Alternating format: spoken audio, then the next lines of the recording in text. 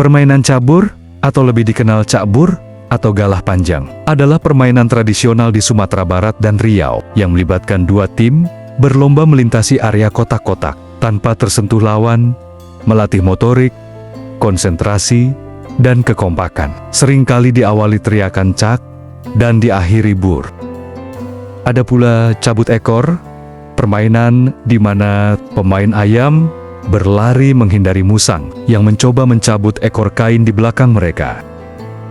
Ini adalah narasi mendalam yang menelusuri akar sejarah, legenda, dan perkembangan permainan cabur galah panjang di tanah Pariaman. Cerita ini disusun untuk membawa Anda menyelami masa lalu, saat garis di atas tanah bukan sekadar batas permainan, melainkan simbol pertahanan diri dan harga diri masyarakat pesisir.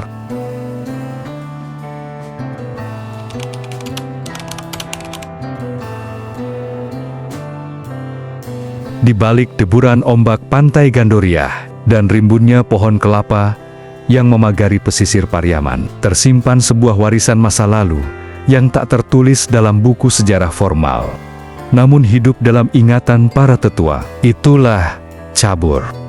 Bagi masyarakat luar, ia mungkin hanya galah panjang atau gobak sodor, namun bagi orang Pariaman, cabur adalah warisan peperangan yang dijinakkan menjadi permainan. Asal-usul cabur di Pariaman tidak bisa dipisahkan dari sejarah Pariaman sebagai kota pelabuhan penting di pesisir barat Sumatera. Pada abad ke-16 hingga ke-17, Pariaman adalah pintu masuk perdagangan emas dan lada. Karena kekayaannya, pelabuhan ini sering menjadi incaran bajak laut Lanun dan upaya ekspansi kekuatan asing. Dikisahkan dalam tradisi lisan, para pemuda di desa-desa pesisir, seperti Lohong, Keren Aur, dan Pauh, dilatih untuk menjaga garis pantai. Mereka membentuk barisan pertahanan berlapis untuk menghalau penyusup yang mencoba masuk ke perkampungan dari arah laut. Garis-garis yang kalian lihat di lapangan cabur hari ini, ujar kakek tua bernama Ma Adap di sebuah kedai kopi di pinggiran stasiun kereta api Pariaman, dahulu adalah simulasi formasi perang. Garis depan adalah pantai, dan garis belakang adalah pintu masuk ke lumbung padi dan rumah gadang kita. Para penjaga pantai dilatih untuk memiliki ketangkasan tangan dan kecepatan kaki. Mereka harus mampu menghalau musuh tanpa harus selalu menggunakan senjata tajam. Cukup dengan memukul atau menjatuhkan lawan agar tidak bisa menembus batas desa. Inilah yang menjadi cikal bakal mengapa dalam cabur, lawan hanya perlu disentuh atau ditepuk untuk dinyatakan gugur.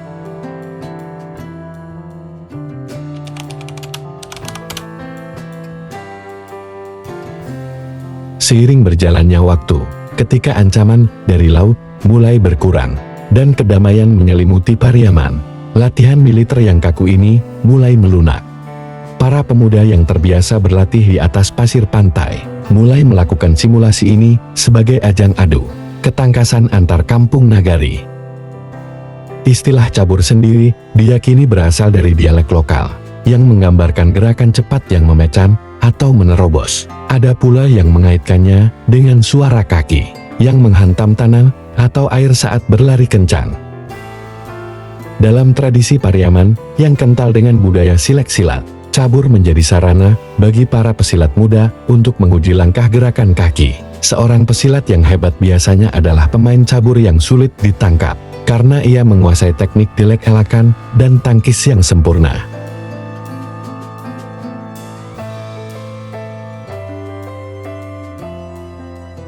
Secara detail, struktur permainan cabur di Pariaman mencerminkan struktur sosial masyarakatnya. Lapangan persegi panjang yang dibagi menjadi 6 atau 8 kotak ini bukan sekadar pola geometris. 1. Kapalo cabur sang pemimpin. Penjaga garis depan disebut kapalo cabur. Ia adalah personifikasi dari pemimpin adat atau penghulu.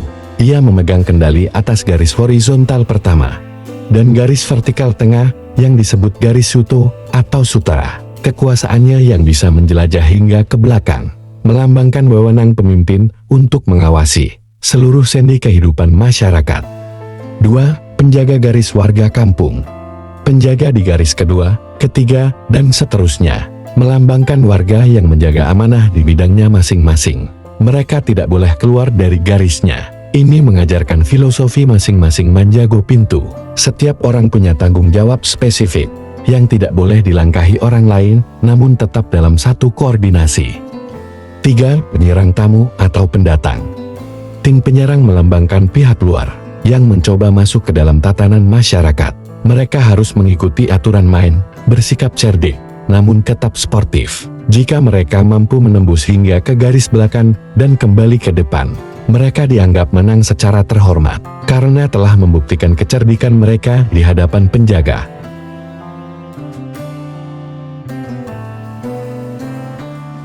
Di Pariaman, permainan ini mencapai puncak popularitasnya pada era tahun 1950-an hingga tahun 1980-an.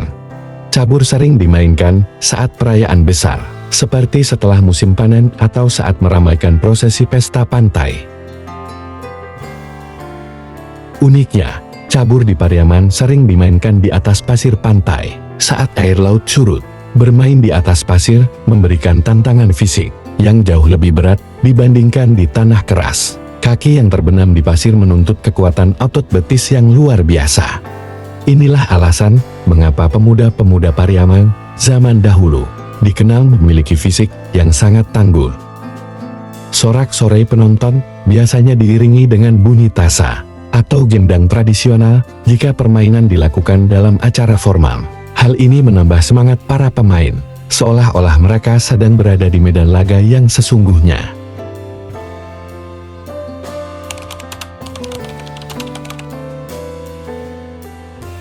Jika kita membedah lebih dalam, ada teknik-teknik kuno dalam cabur Pariaman yang kini jarang diketahui. 1. Langkah 3 langkah 3. Sebuah teknik lari di mana penyerang hanya menyentuh tanah 3 kali untuk melewati satu kotak besar, sehingga pergerakannya sulit diprediksi oleh tangan penjaga. 2. Mancaliak bulan melihat bulan. Teknik mengecoh penjaga dengan cara mengarahkan pandangan mata ke atas atau ke arah yang berlawanan dari arah lari yang sebenarnya. 3. Belak ombak. Gerakan badan yang meliuk-liuk seperti ombak membuat bagian tubuh yang akan disentuh penjaga seolah-olah menjauh secara ajaib. Semua teknik ini membutuhkan konsentrasi tinggi. Disinilah letak detail kecerdasan orang Pariaman. Mereka tidak hanya menggunakan otot, tetapi juga menggunakan rasuju pareso rasa dan periksa.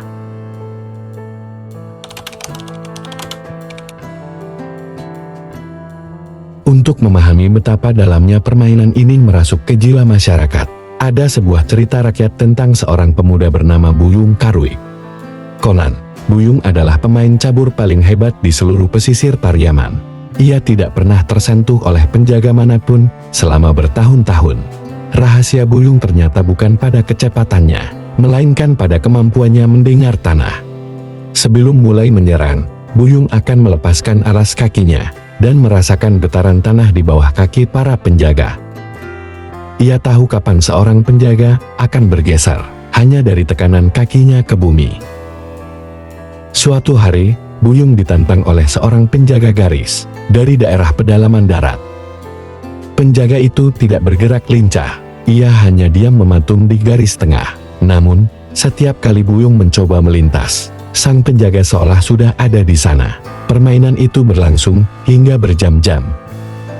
Dari sana, Buyung belajar bahwa dalam cabur dan dalam hidup, musuh terbesar bukanlah lawan yang bergerak cepat, melainkan lawan yang tenang dan penuh perhitungan.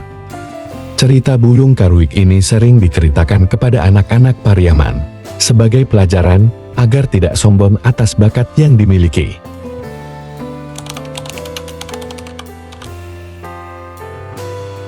Kini, di tahun 2026, pemandangan anak-anak menggambar garis cabur di tanah mulai jarang terlihat. Lapangan-lapangan luas di Pariaman telah banyak yang berubah fungsi. Anak-anak muda lebih akrab dengan layar kaca dan permainan daring yang tidak mengeluarkan keringat. Namun, pemerintah kota Pariaman dan para penggiat budaya mencoba menghidupkan kembali roh cabur melalui festival olahraga tradisional.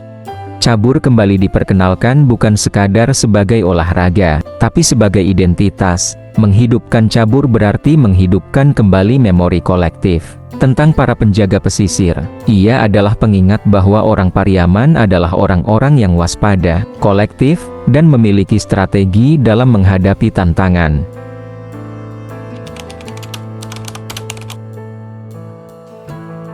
Permainan cabur adalah narasi tentang manusia dan tanahnya. Ia adalah sejarah yang tertulis lewat gerak, bukan lewat tinta.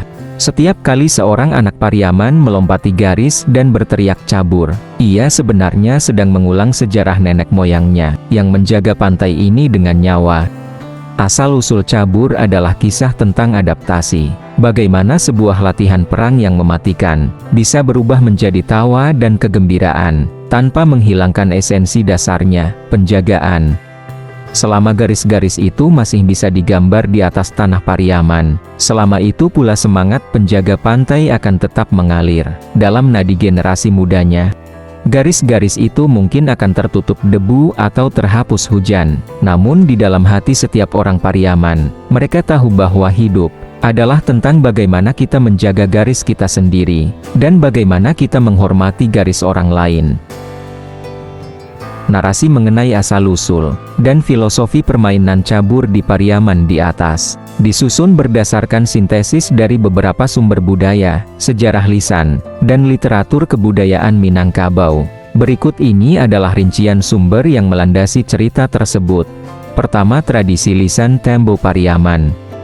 Sebagian besar detail mengenai penjaga pesisir berasal dari tradisi lisan atau tembo yang berkembang di masyarakat Pariaman. Pariaman secara historis dikenal sebagai pintu mudiak atau gerbang masuk perdagangan di pantai barat Sumatera. Cerita tentang latihan fisik pemuda penjaga pantai yang bertransformasi menjadi permainan adalah bagian dari sejarah rakyat yang diturunkan secara turun-temurun di kedai-kedai kopi atau lapau oleh para tetua adat.